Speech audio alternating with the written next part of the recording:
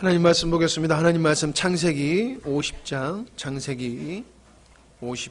22절에서 26절 말씀입니다. 창세기 50장 22절에서 26절 말씀, 제가 가지고 있는 성경으로 구약 성경 81페이지쯤 됩니다.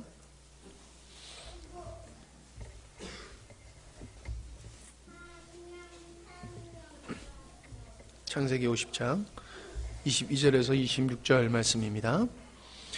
요셉이 그의 아버지의 가족과 함께 애굽에 거주하여 110세를 살며 에브라임 자손 3대를 보았으며 므낫세의 아들 마길의 아들들도 요셉의 스라에서 양육되었더라. 요셉이 그의 형제들에게 이르되 나는 죽을 것이나 하나님이 당신들을 돌보시고 당신들을 이 땅에서 인도하여 내사 아브라함과 이삭과 야곱에게 맹세하신 땅으로 이르게 하시리라 하고, 요셉이 또 이스라엘 자손에게 맹세시켜 이르기를 하나님이 반드시 당신들을 돌보시리니 당신들은 여기서 내 해골을 메고 올라가겠다 하라 하더라. 요셉이 110세의 죽음에 그들이 그의 몸에 향재료를 넣고 애굽에서 입관하였더라. 아멘. 이 시간 말씀은 언약의 사람으로 사는 자, 같이 해보실까요? 언약의 사람으로 사는 자. 젊어서는 고생을 사서 한다고 그러지요. 아니, 왜 고생을 사서 합니까? 땀 흘리고 수고하지 아니하면 어떤 열매도 저절로 맺어질 수 있는 게 아니라는 거지요. 젊어서 수고하고 애쓰고 땀 흘리고 힘써 살게 되어지면은 노년이 편안하다는 거지요. 사실 젊어서는 좀 배고프도 추워도 좀 괜찮을지 모르겠어요. 근데 나이 많이 먹어서 배고프고 춥고 그러면은 참 인생이 쓸쓸할 것 같습니다.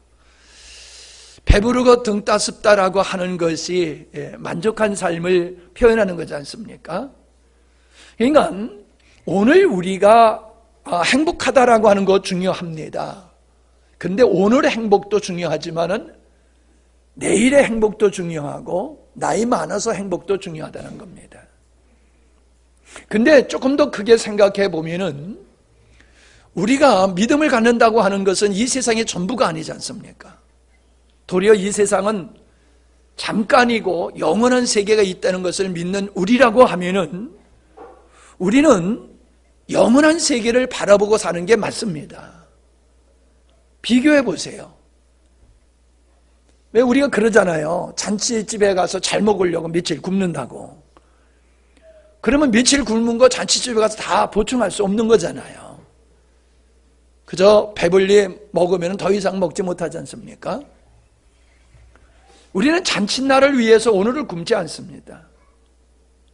여러분, 오늘 우리가 오늘의 삶 속에서 하늘의 삶을 살고 오늘의 삶을 통하여 영원한 세계를 준비하는 게 옳은 줄로 믿습니다. 우리가 천국을 믿는다, 내세를 믿는다라고 하면서 오늘이 전부인 줄 알고 이 세상이 전부인 줄 알고만 산다라고 하면 그건 믿음 없는 사람이에요. 맞죠? 여러분, 내일 죽는다라고 하면은 오늘의 삶의 자세는 달라질 거 아니에요. 내일 죽는다고 그러면은, 아니 영원한 세계가 있다라고 하면은 잠깐의 이 세상에 목숨 걸 이유가 없잖아요. 여러분, 나그네 인생에 목숨 거는 사람 어디 있습니까? 본 집에서의 삶에 전념하지 나그네 인생에 투자 안 해요. 이런 건 잘하면서 사실 우리 그리스도인들이 천국을 믿고 내세를 믿는다고 하지만 실상은 오늘에 너무 집착하고 살고 있습니다. 그래서 복이라고 하는 것도 마찬가지예요. 하나님이 말씀하시는 복을 사모하기보다는 인간이 좋아하는 복을 더 추구하고 살아가는 게 오늘 그리스도인들의 모습이 아닌가, 저는 그렇게 생각합니다.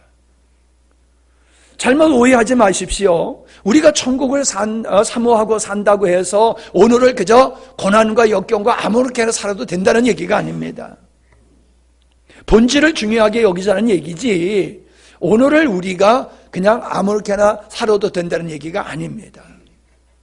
잔치집에 가서 잘 먹으려고 오늘 배고플 필요는 없어요. 자, 그런 측면에서 여러분들이 오늘의 말씀을 좀 경청하시기를 바랍니다.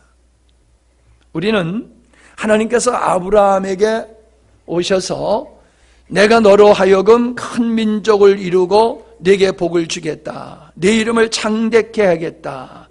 너는 복이 될 것이다. 복의 근원이 될 것이다. 라고 창세기 12장 1절에 2절에서 말씀하셨어요.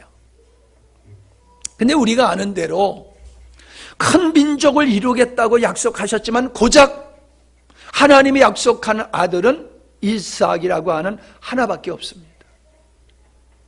아브라함은 원래 고향에 있을 때서부터 부자였습니다. 그러니까 그에게 있어서 부자인데 부자가 된다라고 하는 건 축복으로 느껴질 수가 없지요. 돈 많고 모든 게 부족함이 없는데 자녀가 없다. 그 당시에 자녀가 없다고 하는 건 이건 너무나도 참 힘든 일이지요. 그러니까 하나님께서 아브라함에게 내가 너를 큰 민족을 이루겠다라고 하는 말씀을 통해서 야, 많은 자녀를 낳게 하실 거구나, 이런 생각을 가지셨을지 몰라요. 그러나 아브라함도 그렇고 우리가 일반적으로 생각할 때도 하나님이 큰 민족을 이루겠다라고 하는 것은 바로 자녀를 많이 주겠다는 약속이 아니지요. 그것은 하나님 속에 감추어져 있었던 하나님의 나라에 대한 말씀이지요. 내가 너를 통해서 내가 창세전에 계획한 내 나라, 하나님의 나라, 내 백성, 내 자녀를, 많은 자녀를 내가 너를 통해서 얻는 역사를 하겠다라고 말씀하신 거지요. 우리는 이스라엘 백성들이 메시아에 대한, 예수님에 대한 오해도 우리가 살펴봤습니다마는 우리가 복이라고 하는, 하나님의 복이라고 하는 것을 인간적인 관점에서 생각하게 되어지면은 그건 오해고 신앙에 도리어 낙심하게 되어지는 동기가 될 수도 있습니다. 자기가 생각했던 게 아니기 때문에 그렇습니다. 근데 12장 1절에 보면 이런 말씀이 있지요. 고향과 친척과 아비 집을 떠나 내가 네게 보여줄 땅으로 가라. 내가 너에게 줄 땅으로 가라는 거예요. 하나님께서 아브라함을 통해서 이루실 일을 내가 준비한 땅에서 하겠다는 거예요. 그 땅에서 내가 너로 하여금 거룩한 역사를 하겠다라고 하는 겁니다. 그 땅이 가나안 땅이지요. 그 땅이 가나안 땅입니다. 이스라엘 백성들이 애굽에서 살다가 그 가나안 땅으로 돌아오는 역사를 오늘 말씀의 중점으로 삼게 되어지는데, 그토록 요셉이 애굽에서 죽을 때에 나의 해골을 우리 조상들이 묻힌 그 가나안 땅까지 반드시 가지고 와라. 왜 그렇게 유언을 했겠습니까? 맹세를 했겠습니까? 여러분, 죽은 다음에 해골이 여기 묻힌들 저기 묻힌들 무슨 의미가 있습니까? 그런데 왜 자기의 해골이 하나님께서 약속한 그 땅에, 조상들이 묻혀있는 그 땅에 가기를 그렇게 사모했을까요? 그거는 그냥 다분히 땅에 대한 얘기가 아닙니다. 하나님께서 약속한 땅은 그냥 다분히 우리가 살고 있는 땅을 얘기하고 지역을 얘기하고 있는 게 아닙니다. 그건 하나님께서 의도하신 하나님의 나라에 대한 모형입니다. 그래서 요셉이 그토록 그 땅에 들어가기를 원했던 것은 그만큼 그는 하나님의 나라가 이 땅에 이루어지기를 사모했다라고 하는 것을 볼 수가 있습니다. 여러분은 그런 믿음을 가지고 사십니까? 여러분은 지금 그 믿음 가지고 사시냐고요? 오늘 우리들에게 이러한 믿음이 있지 아니하면은 하나님의 주신 복이 복인지도 모르고 우리가 하나님의 주신 은혜를 누리지 못하고 살게 된다는 겁니다. 자, 창세기 15장을 보시기 바랍니다. 창세기 15장 1절부터 6절까지 봅니다. 우리 같이, 우리 어르신들은 앞에 띄워놓은 것을 보시면서 같이, 우리 젊은 사람들은 성경책을 보시고 빨리 못 찾는 분들은 띄워놓은 걸 보시고, 자, 오늘 좀 성경을 많이 읽을 겁니다. 자, 이 말씀은 어떤 말씀이냐 하면은 하나님께서 아브라함에게 아담을 주신다고 이삭을 주신다고, 자녀를 주신다고 그러는데 안 주시는 거예요.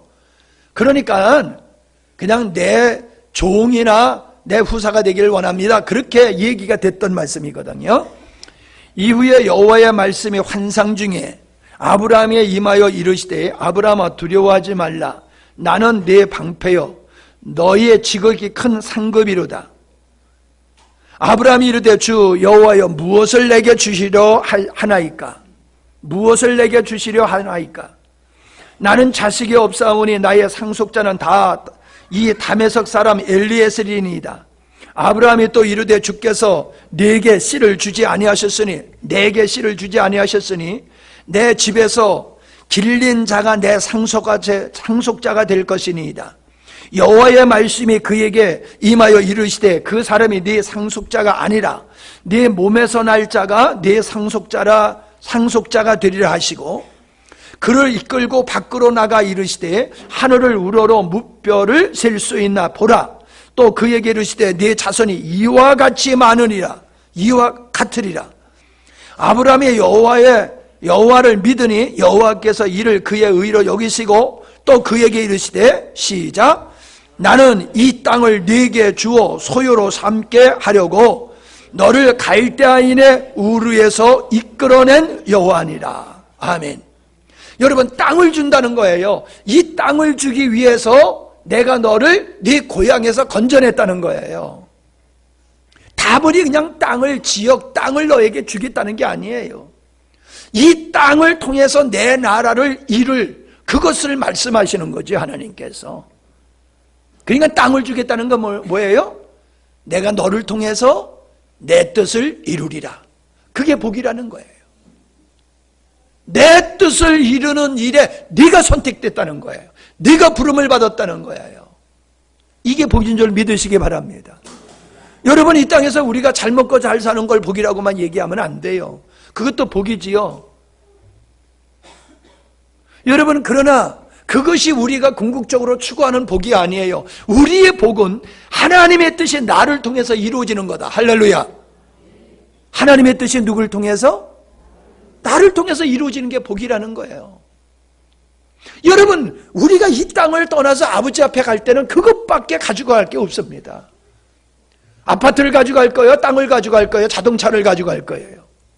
우리가 가져갈 거 아무것도 없습니다. 그러나 아버지 앞에 우리가 행한 대로 갚아주신다. 우리가 행하는 게 뭐예요? 내 삶이 아버지의 뜻을 이루는 데 쓰임받은 그것만 아버지 앞에 남는다는 거예요. 그 나머지는 다 무효라는 거예요. 계산을 안 하신다는 거예요. 계산을 안 하신다는 거예요. 여러분, 정말로 우리들의 마음속에 그러한 사모함이 있어야 될 줄로 믿습니다. 우리 영광스러운 교회 성도들은 또 이 방송을 들으시는 어떤 분들도 이런 믿음을 가지셔야 돼요. 이 말씀을 듣는 모든 분들은 이 땅을 네게 주여 소유로 삼게 하고 그러게 해서 내가 너를 건져냈다. 자, 모세 이 후손들이 광야에 가서 4대째 있다가 돌아올 것에 대해서 말씀을 하나님께서 하셨거든요. 그들이 애굽에 가서 이방 민족에 가서 있다가 다시 돌아올 것이다. 이제 뒤에도 나옵니다만은 읽겠습니다만은 그들이 잘 애굽에서 살다가 다시금 이제 그 약속한 가나안 땅으로 다시 돌아오게 됩니다. 근데 출애굽기 6장을 보십시오. 1절. 여호와께서 모세에게 이르시되 이제 내가 바로에게 하는 일을 네가 보리라. 강한 손으로 말미암아 바로가 그들을 보내리라. 강한 손으로 말미암아 바로가 그들을 그 땅에서 쫓아내리라. 2절. 하나님이 모세에게 말씀하여 이르시되 나는 여호와이니라. 자, 이 나는 여호와이니라 이게 계속 나옵니다. 내가 아브라함과 이삭과 야곱에게 전능한 하나님으로 나타났으나 나의 이름을 여호와로는 그들에게 알리지 아니하였고 가나안 땅 곧 그들이 거류한 땅을 그들에게 주기로 그들과 약속하였더니 이제 애굽 사람이 종으로 삼은 이스라엘 자손의 신음소리를 내가 듣고 나의 언약을 기억하노라. 그러므로 이스라엘 자손에게 말하기를 나는 여호와라. 내가 애굽 사람의 무거운 짐 밑에서 너희를 빼내어 그들의 노역에서 너희를 건지며 편팔과 여러 큰 심판들로서 너희를 속량하여 너희를 내 백성으로 삼고 나는 너희의 하나님이 되리니 나는 애굽 사람의 무거운 짐 밑에서 너희를 빼낸 너희의 하나님 여호와인 줄을 너희가 알지니라. 자, 여기서 하나님이 아브라함과 이삭과 야곱에게 내가 여호와로 나타나지 않았지만은 너희에게 내가 여호와로 나타난다. 여호와로 나타난 여호와인 나는 내 조상들에게 약속한 그것을 반드시 이루을 것이다. 그러므로 말미암아 너희들이 지금 애굽에서 겪고 있는 무거운 짐을 내가 벗겨버릴 것이며 너희를 그 환난에서 건져낼 것이며 노역에서 건져낼 것이며 편팔로 여러 큰 심판을 통해서 너를 속량하겠다, 사겠다. 그래서 결국은 너희들은 내 백성이 되고 나는 너의 하나님이 되리라. 내 백성이 되고 나는 너의 하나님이 되리라. 그 하나님이 된다는 게 뭐예요? 왕이 된다는 거예요. 왕. 통치자, 주권자, 왕이 되리라. 그러니까 이스라엘 백성들은 백성이 되고 하나님은 왕이 되신다. 이게 뭐예요? 하나님의 나라를 내가 이룰 거다 이거예요. 근데 보세요. 여기서 무거운 짐 밑에서 너희를 빼내고 노역에서 건지고 편팔과 심팔로 너를 속량했다. 이 말씀은 다 구원에 관한 말씀들이잖아요. 용어들이 구원에 대한 용어들이잖아요. 그러니까 뭐예요? 애굽에서 있는 너희들은 지금 바로에 있는 너희들을 그들을 가리켜서 애굽의 바로는 마귀고 애굽 바로 밑에서 고난당하고 있는 것은 구원받지 못한 영혼들이 죄 가운데서 사망 가운데서 고난을 당하고 있는 것을 상징하는 거란 말이에요. 그래서 그들을 건져내게 되어서 약속의 땅으로 가는 것을 뭘로 의미하느냐 하면은 그게 구원을 의미하는 모형이라는 거예요. 애굽의 노예되었던 고난에 있던 그들을 건져내서 그들을 속량하여 내 것으로 삼고 나는 그의 하나님이 되겠다. 이게 다 뭐예요? 하나님께서 창세전에 계획하신 그 역사를 이룰 것인데 그 역사를 이루기에 전초전에 이 땅에 이스라엘 나라라고 하는 하나님의 나라를 본 하나님의 나라, 의도하신 하나님의 나라의 모형으로 내가 지금 그걸 이루어 가겠다라고 말씀하고 계시는 거예요. 어떻게 신기하게 그 일을 갖다 그렇게 생각하느냐라고 생각하실지 모르지만 성경을 조금 아시는 분들은 금방 알아요.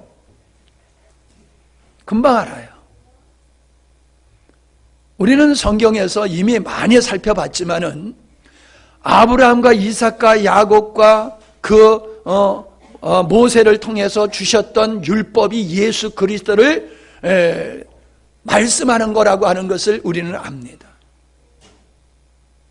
그들이 그냥 무심코 한 일이었지만 그것이 아버지께서 의도하신 일을 이루는 일이었고 그들이 한 말이 애언적인 역사로 다 역사 가운데 이루어진 것을 알 수 있습니다. 이건 나중에 또 기회 있을 때 다시 한번 말씀드리도록 할 것이고요. 그러니까 출애굽기 6장을 통해서 모세에게 네가 내 백성을 건져내라라고 하는 그 말씀 속에 그 사명을 주신 말씀 속에는 하나님의 창조의 의도를 어떻게 이루어갈 것인가 라고 하는 것이 담겨져 있다라고 하는 겁니다. 아브라함이 선택받았습니다. 그의 후손이 선택받았습니다. 그들은 하나님의 백성으로 선택받았습니다. 마찬가지입니다. 오늘 우리들은 하나님의 자녀로 선택받았습니다. 하나님 나라의 백성으로 선택받았습니다. 은혜인 줄로 믿습니다. 이게 전적인 하나님의 주권적인 사랑에 의해서 우리가 세상에서 얻을 수 없는 이 영광스러운 하나님의 자녀와 백성이 되어지는 은혜를 입었다는 거예요. 잘 들으세요, 여러분. 내가 늘 얘기하지만 아무리 설교도 안 들은 사람, 바깥에서 왔다 갔다 하는 사람은 지금 소리가 뭔 소리인지 모르잖아요. 그냥 될 수 있으면요, 예배 시작, 말씀 시작하면요, 하늘이 무너지지 않는 이상은 움직이지 말고 말씀을 들으세요. 애들 핑계 대지 말고. 애들도요, 훈련하게 돼 있어요. 예배 시간에 꼼짝 하는 거예요. 그럼 오줌 싸고 있어도 그냥 꼼짝 마라. 이렇게 훈련시키면 돼요. 애들이 하자는 대로 물 달라면 물 갖다 주고, 뭐, 어디 가자면 가자고. 이러니까 애들이 예배 시간에 자꾸 돌아다니고 그러는 거예요. 예배 시간에는, 10분 전에 와야 돼. 그래야지. 인형이 11시에 돼. 그때 우르르 몰려들잖아. 그때 그냥. 그건 교육이 안 돼서 그런 거예요. 교육이.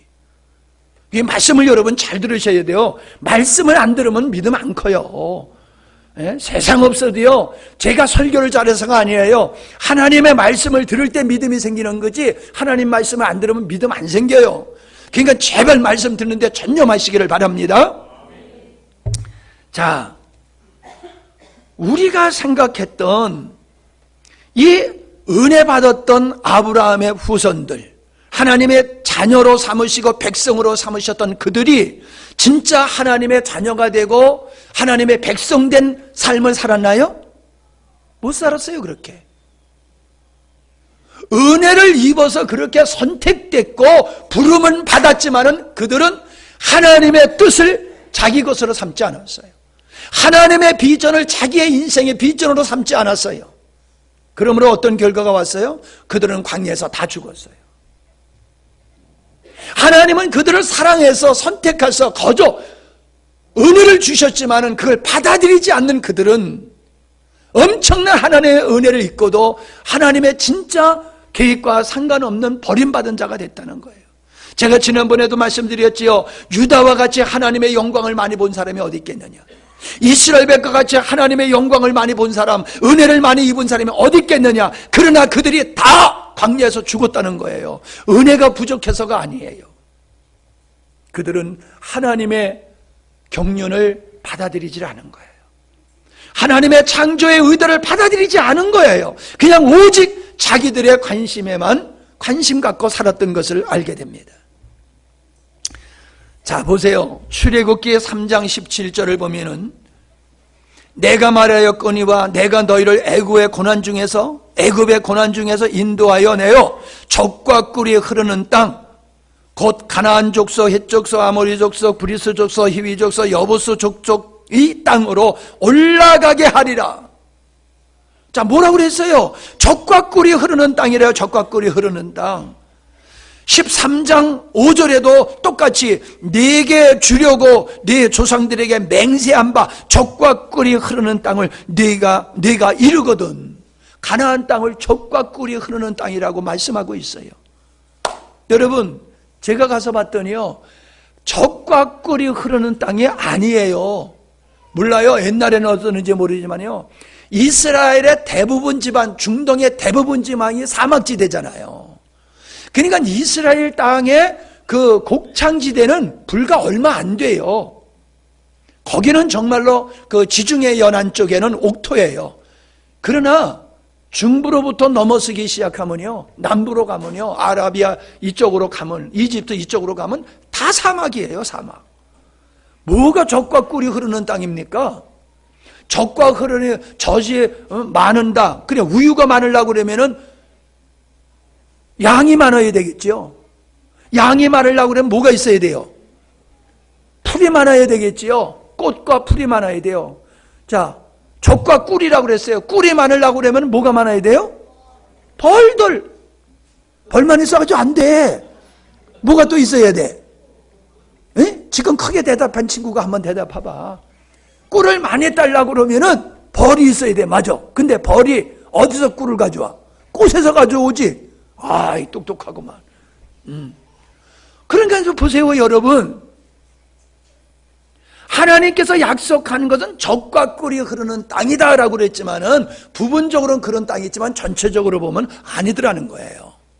왜 근데 그 땅을 젖과 꿀이 흐르는 땅으로 얘기했을까요? 자, 그러면 진짜 이 땅에서 젖과 꿀이 흐르는 땅이 있었어요. 그게 에덴이에요. 하나님의 만드신 아담이 범죄하기 전에 에덴 땅은 진짜 젖과 꿀이 흐르는 땅이었잖아요. 그러니까 젖과 꿀이 흐르는 땅을, 가나안 땅을 그렇게 표현했다고 하는 것은 하나님의 나라의 삶이 어떠한 거냐라고 하는 걸 우리에게 보여주는 거예요.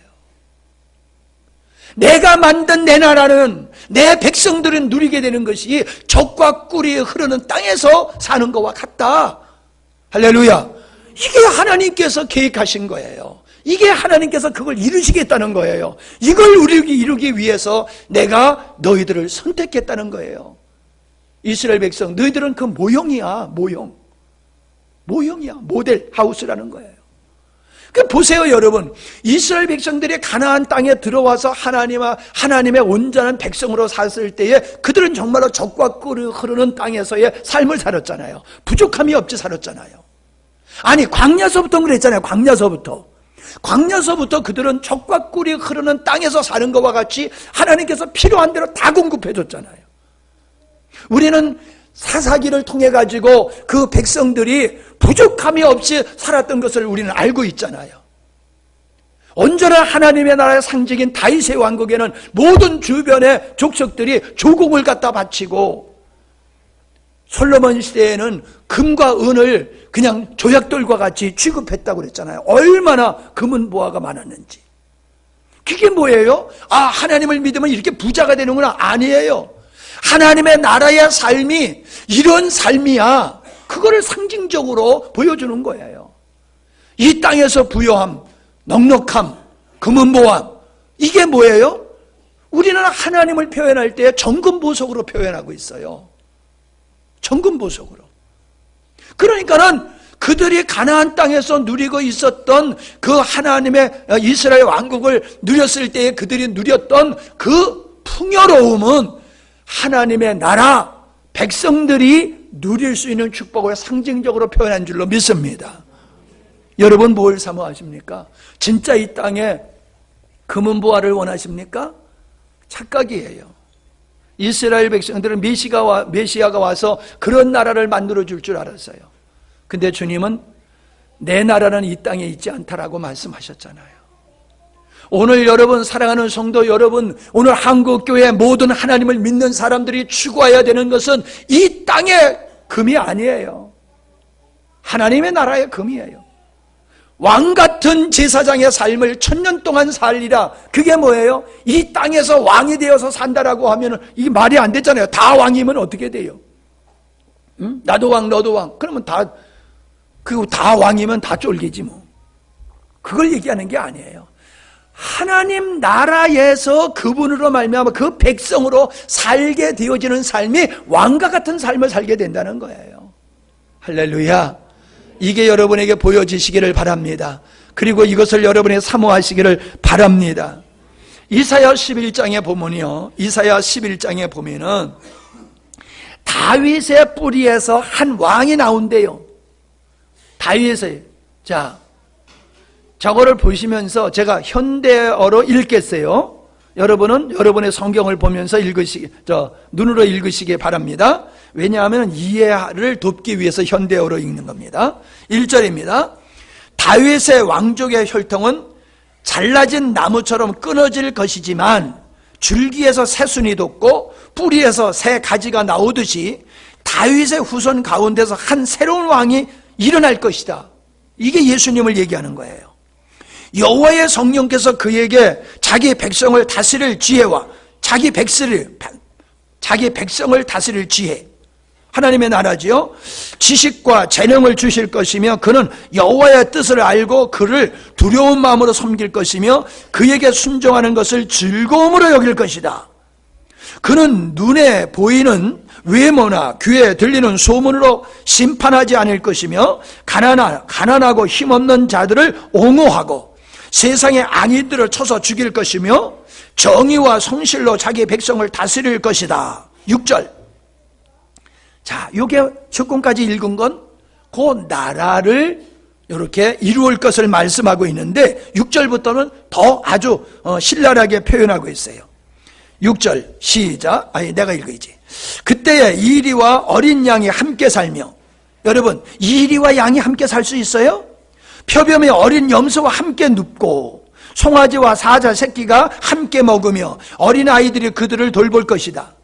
그리고 암소와 곰이 함께 먹고 그 새끼들이 함께 누울 것이며 사자가 소처럼 풀을 먹고 젖먹이가 독사 곁에서 놀며 어린아이들이 독사굴에 손을 넣어도 해를 입지 않을 것이다.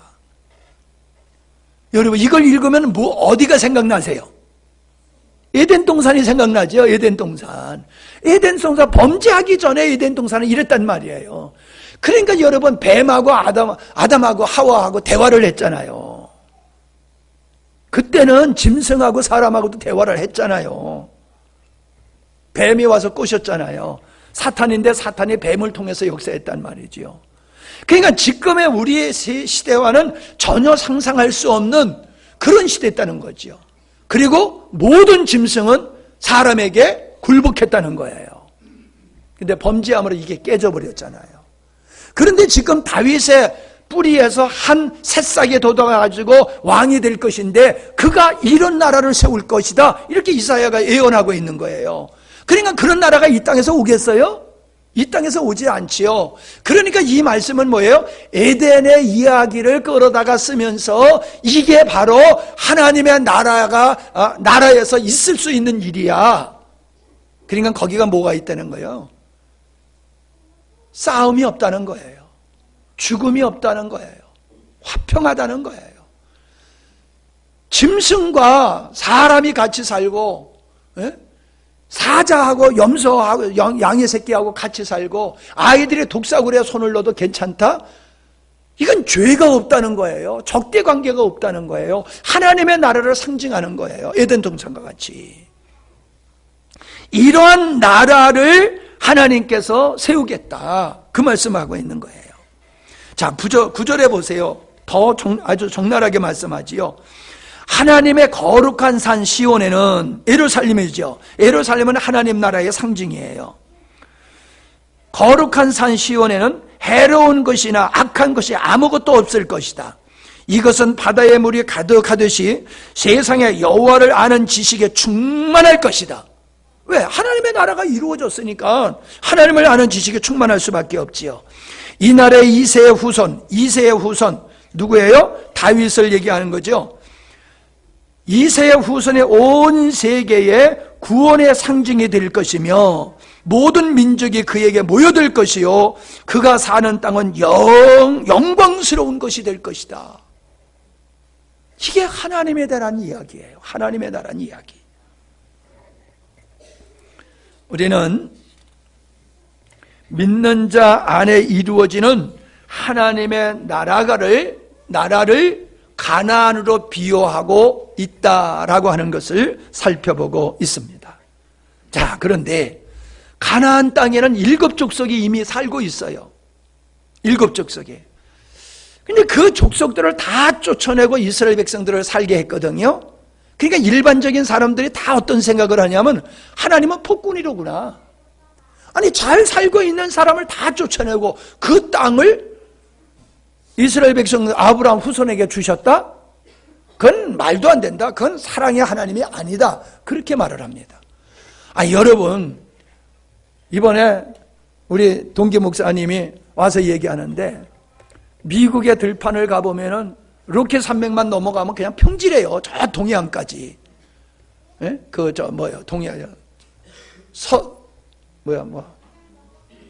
대서양. 대서양이 이렇게 얼른 막 입이 안 나와.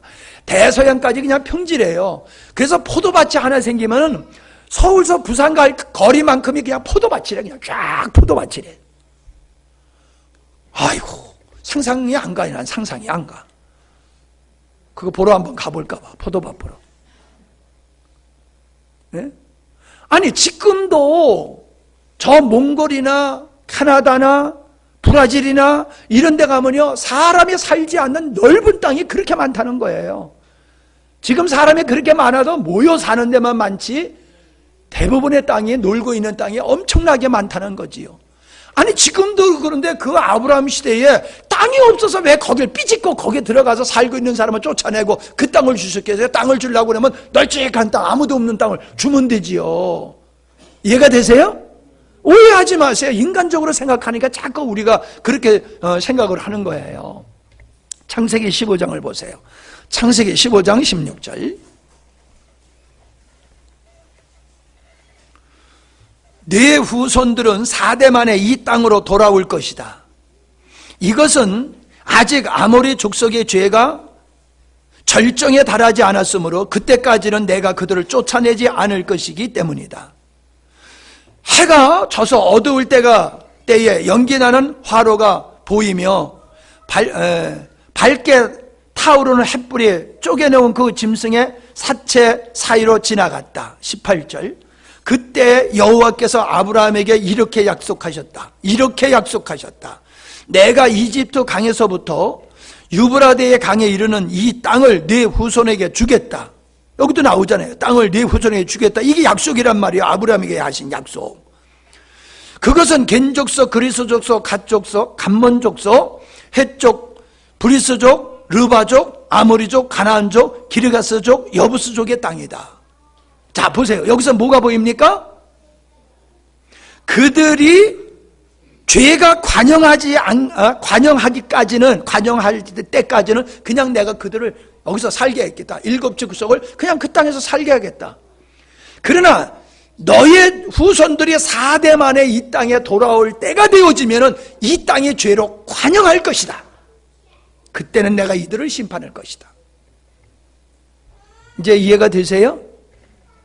그들을 잘 살고 있는 그들을 그냥 애매하게 쫓아낸 것이 아니라는 거예요. 심판을 얘기하고 있는 거예요. 심판. 그들을 내가 그냥 애매하게 빼내는 게 아니라 그들은 벌을 받아야 될 존재들이야. 죄악에 관영해서 내가 그들을 심판할 것이야 라고 말씀하고 있어요. 이 자식이 어디로 왔다 갔다 하랴.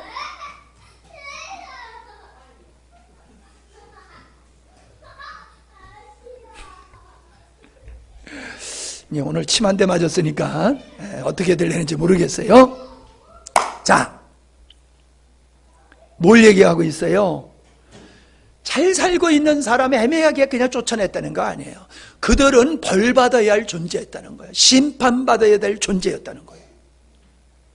그 일을 하나님의 백성을 통해서 심판하는 거예요. 천사를 통해서 심판하실 하나님의 모습이 거기서 보이질 않아요? 장차 하나님은 천사를 통해서 이 땅에 멸망받을 사람들을 심판하신다고 했잖아요. 요한계시록에 보면 나오잖아요. 천사들이 심판하는 역사가 나오잖아요. 그러니까 하나님께서는 이 가나안 족속들을 심판하는 걸 통해 가지고 뭘 보여주시는 거예요? 마지막 시대의 심판을 우리에게 보여주시는 거예요. 애매하게 그들을 내쫓은 게 아니란 말이에요. 이해가 되세요? 예. 자, 그게 신명기 9장 1절부터 쭉 9절까지 그 말씀이 기록되어 있습니다. 자, 신명기 9장 1절부터 봅니다. 여러분 내 말을 들으십시오. 이제 여러분은 요단강을 건너가서 여러분보다 더 크고 강한 민족들의 땅을 점령할 것입니다. 여러분보다 크고 강한 민족들의 땅을 점령하게 될 것입니다. 그들의 성들은 크고 성벽은 하늘에 닿았으며 그 백성들은 여러분이 아는 대로 키가 크고 힘이 센 아낙 자손들입니다. 여러분은 그들에 대한 말을 듣고 누가 아낙 자손을 대항할 수 있겠는가 하였습니다. 3절. 그러나 여러분 안심하십시오. 여러분의 하나님 여호와께서 맹렬한 불처럼 여러분보다 앞서가서, 하나님이 앞서가서 맹렬을 타는 불보다 여러분보다 앞서가서 그들을 쳐부술 것입니다. 그러므로 여러분은 여호와께서 약속하신 대로 그들을 속히 정복하고 쫓아낼 것입니다. 이건 아직 이루어지기 전에 모세가 하는 얘기예요. 4절. 여러분의 하나님 여호와께서 그들을 여러분 앞에서 쫓아내신 후에 여러분은 속으로 우리가 선하기 때문에 여호와께서 우리를 이곳으로 인도하여 이 땅을 차지하게 하셨다고 생각하지 마십시오. 사실 여호와께서 이 민족들을 쫓아내려고 하는 것은 그들이 악하기 때문입니다. 왜 내쫓았다고요? 악하기 때문에 너희들을 통해서 그들을 내가 심판한 거야. 심판할 거야. 그 말씀이에요. 5절. 여러분이 그 땅을 얻게 되는 것은 여러분이 의롭다거나 정직해서가 아닙니다. 그들의 악한 이유도 있지만, 여기 두 번째 이유가 나와요. 그들을 쫓아낸 이유가. 악한 이유도 있지만 여호와께서는 여러분의 조상 아브라함과 이삭과 야곱에게 하신 약속을 지키기 위해서 그들을 쫓아내실 것입니다. 예. 하나님은 당신께서 계획하신 일을 이루기 위해서 그들을 심판하며 그들을 내쫓고 그것을 아브라함 후손들에게 줘서 하나님 나라의 모형인 하나님의 나라 이스라엘을 세우겠다라고 하나님이 지금 모세를 통하여 미리 말씀하고 있는 것입니다. 범죄한 그들을 심판하여야 할 선택된 이스라엘 백성들은 도리어 그들이 하나님 앞에서 심판을 받고야 말았어요. 하나님의 백성으로 심판할 사명자로 그들이 부름을 받았지만 하나님을 향한 불신으로 말미암아 그들은 심판할 사명을 감당하지 못하고 도리어 하나님의 심판을 받고 광야에서 죽었다니까요. 은혜를 입고도.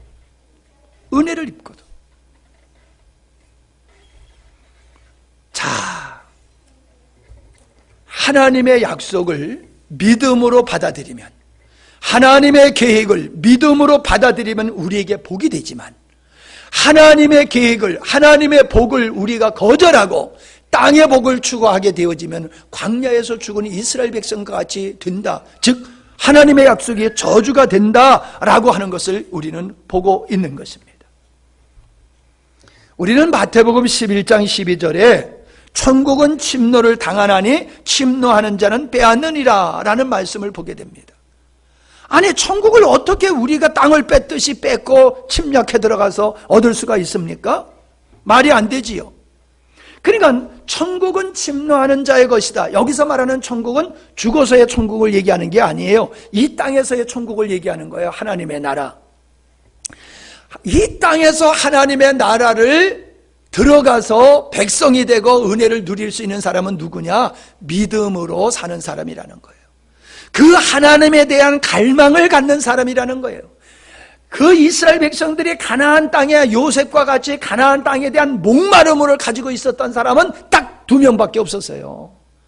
20에 250만 명 중에 하나님의 비전을 자기의 인생의 목표로 삼고 살았던 사람은 딱 2명밖에 없었어요. 여호수아, 갈렙. 그 사람만이 그 가나안 땅에 들어가고 나머지 그 사명이 없는 사람, 그 갈망이 없는 사람, 하나님의 비전이 없는 사람은 다 광야에서 죽었다니까요. 오늘 우리가 이 땅에서 천국의 삶을 살 수 있는 사람은, 하나님 나라의 비전을 갖고 사는 사람은 그 영광의 백성으로서, 나라의 백성으로 살게 되지만은, 하나님의 나라에 대한 갈망 없이 살아가는 사람은 광야에서 죽었듯이 이 땅에서 사망과 같은 삶을 살게 돼 있어요. 여러분이 오늘의 삶이 천국과 같지 아니하고 사망과 같은 삶을 살고 있다라고 하면은 이스라엘 백성들이 그 나라에 대한 소망이 없는 것과 같이 지금도 여러분들이 하나님 나라의 소망이 없기 때문에 이 땅에서 영광을 못 누리고 사는 겁니다. 예. 이어서 마태복음 7장 6절에 보면 거룩한 것을 개에게 주지 말며 너희는 진주를 돼지 앞에 던지지 말라 그랬어요. 거룩한 것, 진주, 이게 하나님의 나라, 복음에 대한 이야기거든요. 이거를 개에게 주지 말라는 거예요. 돼지에게 주지 말라는 거예요. 그럼 개가 누구고 돼지가 누구냐?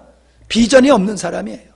하나님의 비전을 자기의 비전으로 삼고 살지 않는 사람은 개, 돼지와 같다는 거예요.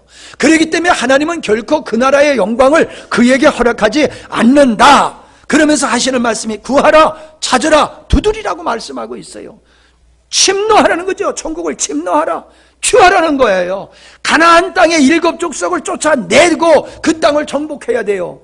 그 가나안 땅을 하나님의 주시기로 약속했지만은 그들은 땀 흘리고 수고해서 전쟁을 해야 돼요. 근데 그 전쟁도 하나님이 불같이 앞서가면서 싸우신다고 그랬잖아요. 우린 신용만 하는 거예요. 우린 신용만. 이스라엘 백성들은 신용만 하면 돼. 즉 뭐예요? 비전을 갖고 순종만 하면 되는 거예요. 싸우는 건 형식이에요. 승리를 하나님이 주시는 거였단 말이에요. 근데 그들은 그 전쟁을 싫어했어요. 두려워하고 거절을 했어요. 왜? 하나님의 언약, 아브라함의 약속하신 그 언약의 마음이 그들에게는 하나님이 하신 언약이 그들에게 없었어요. 그 나라에 대한 비전이 없었어요. 그렇기 때문에 그들은 그냥 순종만 하면 그 땅을 얻을 수 있는데 그들은 순종하지 아니하므로 그들은 죽고 말았다는 거지요. 지금도 마찬가지예요.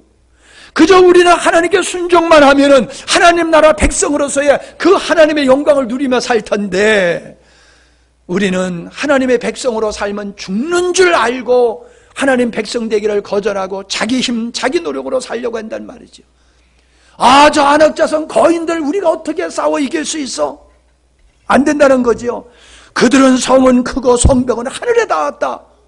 그리고 그들은 거인들이야, 거인들. 그러니 우리가 어떻게 이기랴? 그게 뭐예요? 세상을 보면서 두려워하는 거예요. 야, 요즘 같은 세상에 우리가 말씀대로면 어떻게 먹고 사느냐? 죽는다, 다 죽는다. 하나님 말씀대로 살면은 우리가 말씀대로 살아봐. 사람들 다 우리를 왕따시키고 거래도 안 해. 장사 못 해. 죽는다. 그래가지고 두려워 떠는 모습이 이스라엘 백성들이 가데스 바네아에서 정탐했던 사람들을 떠는 모습과 동일하지 않느냐라고 하는 겁니다. 우리는 가나안에 들어갔던 사람은 여호수아와 갈렙과 그 다음에 애굽을 모르는 사람들만 들어갔다는 거예요. 애굽을 모르는 사람. 그게 뭐예요? 광야에서 태어난 사람들이에요. 광야에서 태어난 사람은 애굽을 몰라요. 그들은 오직 가나안만 있었던 사람들이에요. 그들만 그 땅에 들어갔어요. 잘 생각해 보세요. 은혜를 입었지만 소망 없는 사람, 사명 없는 사람은 죽었고 가나안을 알지 못하는 사람만, 애굽을 모르는 사람만 들어갔다. 세상을 버린 사람만 들어가는 거예요. 세상을 버린 사람만 들어가는 거예요. 그런데 은혜를 받으면서도 가나안에 들어가지 못한 사람들은 어떤 사람이에요? 그들은 섞여 사는 사람들의 원망에 동조한 사람들이에요.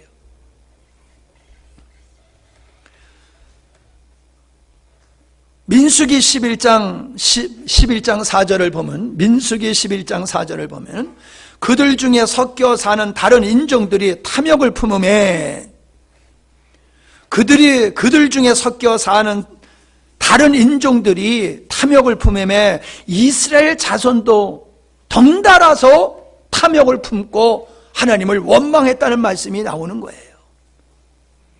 그들이 원하는 것은 정욕적인 음식이에요. 정력에 도움이 되는 음식을 못 먹는다고 원망한 거예요. 그러니까 뭐예요? 정력에 좋은 것을 못 먹는다고 원망하는 것을 오늘날 생각해 보세요. 탐욕, 오늘 인간들이 가지고 있는 탐욕을 생각해 보세요. 하나님 앞에서 자기의 탐욕이 이루어지지 않는다고 하나님을 원망하는 사람들이 얼마나 많으냐 말이에요. 그들이나 지금이나 동일해요. 은혜를 입었음에도 불구하고 말입니다. 여호수아 갈렙은 뭐라고 말합니까? 가데스 바네아에서 정탐하고 돌아와서 보고할 때에 딱 두 말을 했어요. 여호와를 거역하지 말아라. 너희들이 지금 많은 말은 여호와를 거역하는 거다. 두 번째는 뭐예요? 여호와가 우리와 함께 하신다. 그걸 믿어라. 근데 38절에 보니까 이런 말씀이 있어요. 그 땅을 정탐하러 갔던 사람들 중에서 오직 눈의 아들 여호수아와 여분네의 아들 갈렙만은 생존하니라. 누가만 살았어요? 다 죽고 하나님을 거역하지 아니하고 하나님이 함께한다는 믿음을 가지고 산 사람만 약속의 땅에 들어가고 다 죽었다는 거예요. 바꿔 얘기하면 하면 뭐예요? 하나님을 거역하지 아니하고 하나님과 동행하는 사람만이 하나님 나라의 백성이 될 자격이 있고 나머지는 다 죽는다. 설마 그 많은 사람을 다 죽일 거냐? 예, 다 죽입니다. 250만 중에서 다 죽고 2명만 살았어요. 노아 시대는 다 죽고, 그때 당시에 한 10억이라고 그러죠. 10억 인구. 10억이 다 죽고 8명만 살았어요. 하나님의 나라는 세상도 좋고 주님도 좋고 이런 사람 갈 수 있는 게 아니에요. 애굽을 몰라야 돼요. 애굽을 던져버려야 돼요. 여호수아와 갈렙과 같이. 그런 사람만이 들어가는 게 가나안 땅이에요. 그런 사람만이 누릴 수 있는 것이 하나님의 나라임을 성경은 우리에게 보여주고 있습니다. 우리 중에 섞여 사는 사람이 있어요. 믿음의 사람이 아닌 세상 말로 우리를 미혹하는 목회자도 있고 성도들도 있어요. 우리는 구별하여 그들과 섞여서는 아니 될 줄로 믿습니다. 섞여서는 아니에요. 그러니까 우리가 섞이지 않으려고 이 산속에 교회가 있는 거잖아. 예? 세상과 섞이지 않으려고 산속에 있잖아요. 여러분은 섞이지 않으려고 여기까지 온 거야. 예? 섞이지 마시기 바랍니다. 섞이면 죽는 거예요. 섞이면 죽어요.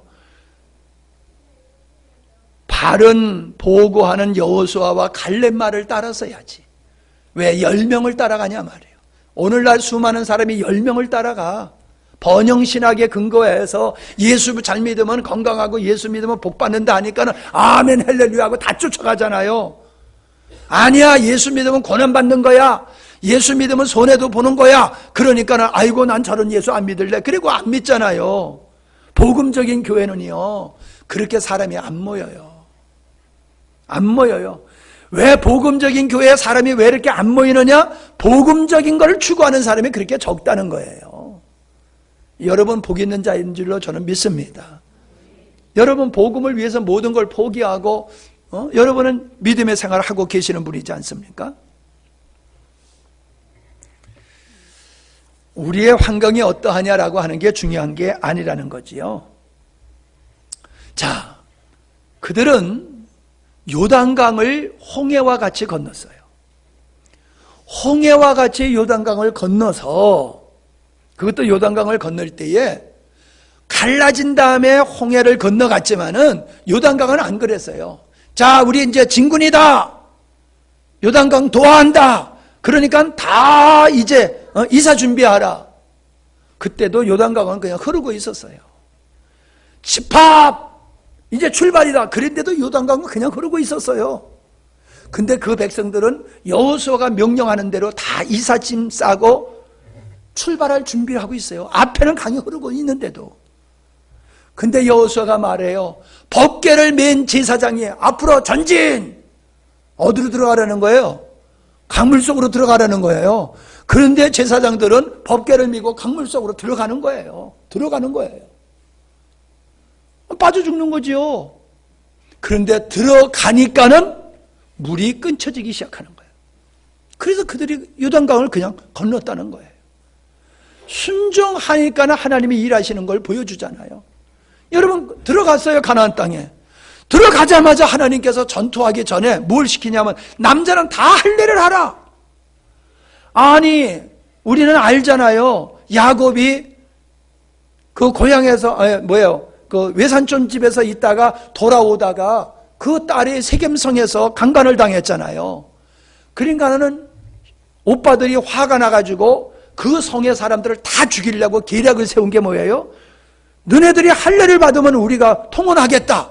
그러니까 통혼하겠다고 할례를 다 받으니까는 남자들이 꼼짝 못하고 있을 때 그때 가서 다 죽여버렸잖아요. 여러분 그런 상황이란 말이에요. 아니 지금 들어가는 걸 저기서는 다 알고 있어 적군들이. 근데 남자들이 다 할례 받고 다 환자로 들어놓여 있어. 그때 쳐들어오면 전멸하는 거지요. 근데 하나님이 그걸 하래요.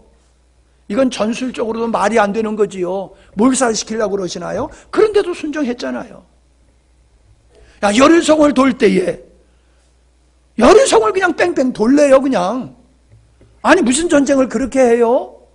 그런데 막 그들이 쳐들어 성 안에 있던 사람들이 나와가지고 공격하면 다 죽어야 되잖아요. 근데 순종했잖아요. 마지막에 7째 날 7바퀴 돌고로 그냥 소리를 질렀더니 성이 무너져 버렸잖아요. 이게 동화에나 있을 법한 일들이 역사 속에서 그게 실제로 있었다는 거지요. 무엇을 보여주고 있습니까? 하나님의 나라는 순종하는 자의 몫이라는 거예요. 심노하고 빼앗는 게 뭐냐? 그게 순종이라는 거예요. 순종하면은 하나님께서 의도하신 하나님 나라의 백성이 될 것이다. 그 언약의 성취를 볼 것이다. 그게 진짜 백성이 되는 영광을 누릴 것이다. 그렇게 말씀하고 있음을 우리는 보게 됩니다. 여러분, 환경 바라보지 마시기 바랍니다. 사람 바라보지 마시기 바랍니다.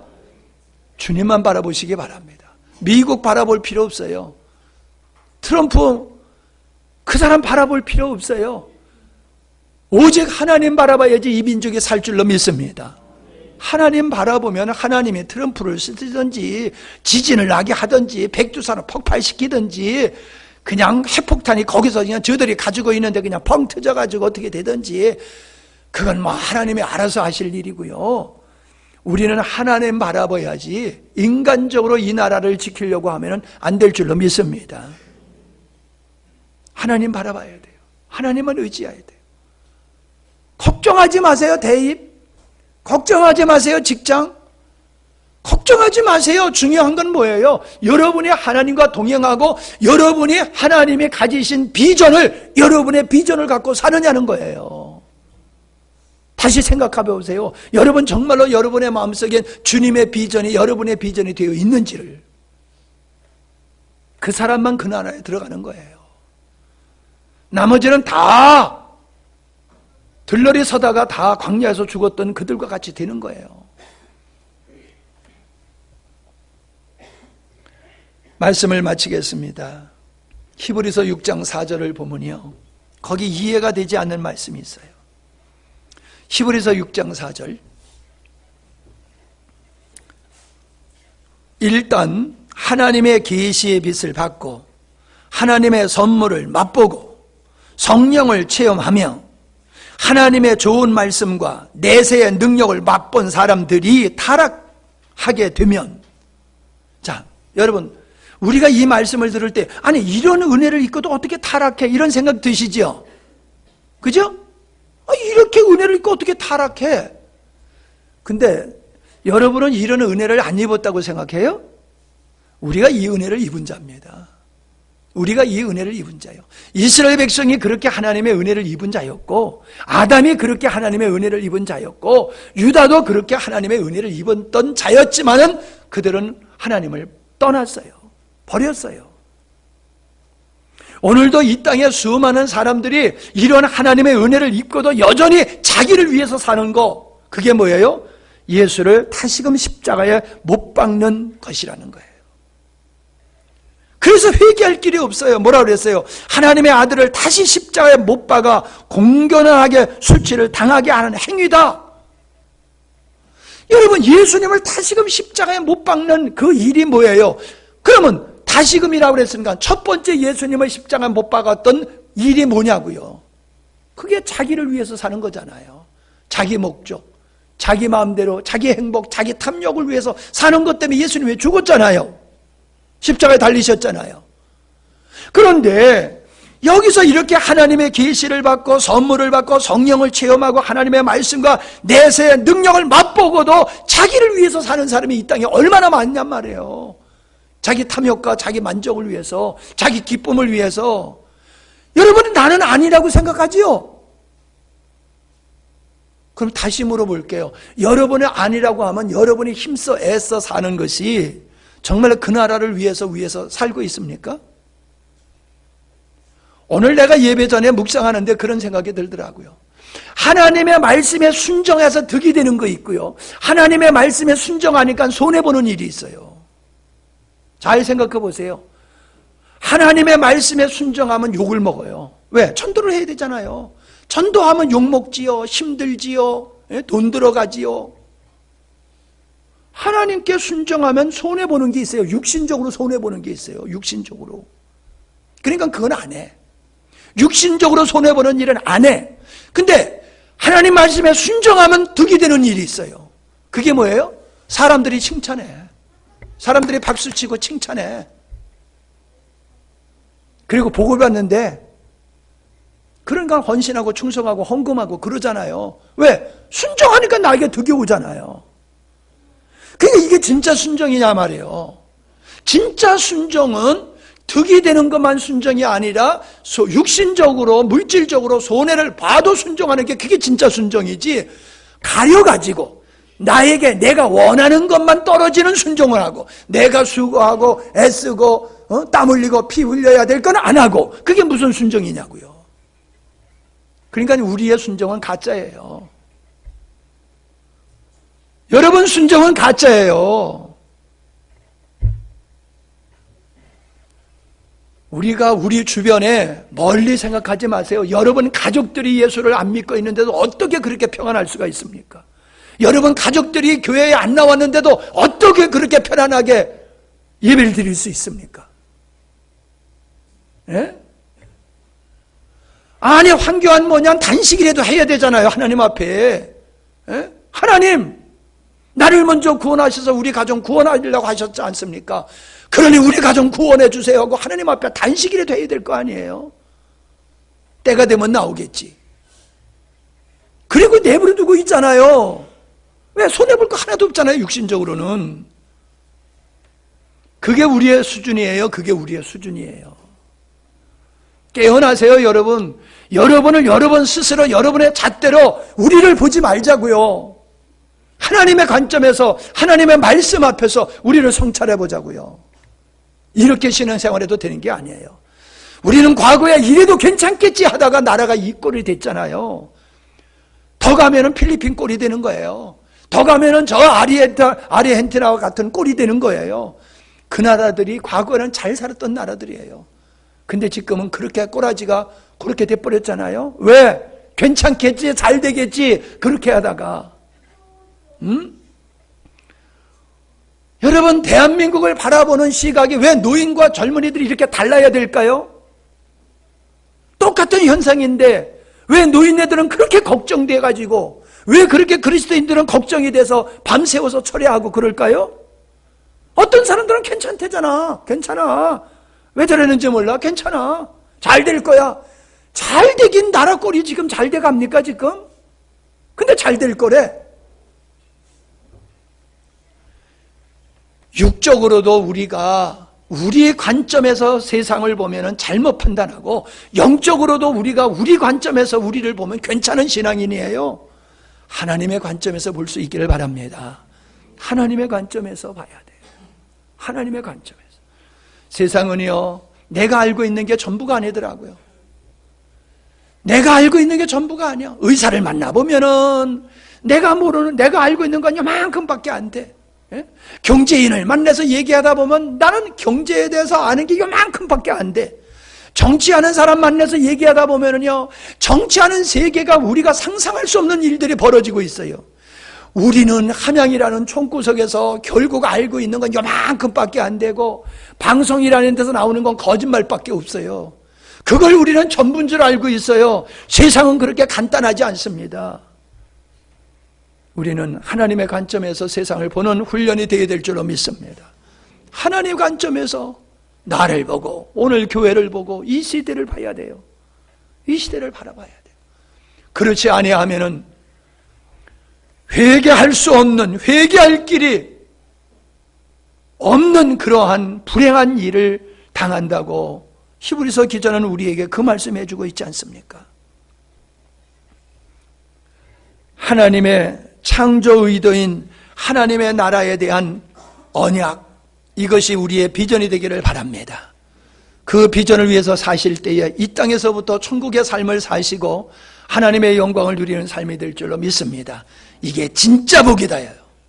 아멘? 이게 진짜 복이에요. 세상 사람들이 추구하는 복이 아니라. 기도하십니다.